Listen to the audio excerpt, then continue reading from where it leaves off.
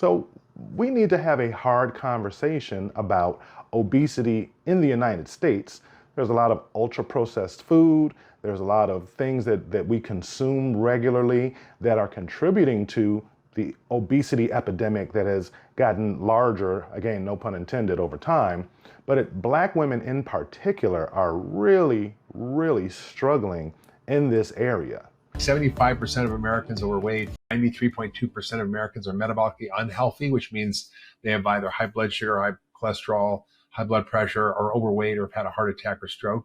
A large part, this is due to the explosion of ultra-processed food over the last 20, 30 years that drives poor metabolic health. It's also affecting our mental health crisis, increasing, a lot of our depression, anxiety, polarization, violence, aggression, all because of the food we're eating. And the cost is staggering. As president, you have to deal with our budget. And, $4.3 trillion are spent every year on healthcare. Now, $1 in $5 in our economy. And it leads to also huge amounts of lost productivity, with billions of dollars a year in lost productivity. And what's really frightening, Bobby, is our life expectancy is going down, with the largest year-over-year drop in the last 2 years in our history, which is far below all other nations. And we're more than 60 on the list of life expectancy in the world.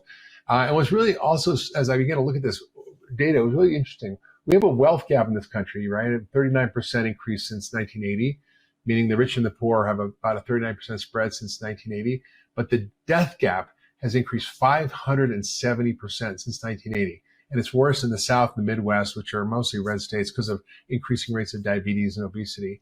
Here's an older video of a professor who was speaking at a conference for women, for Black women,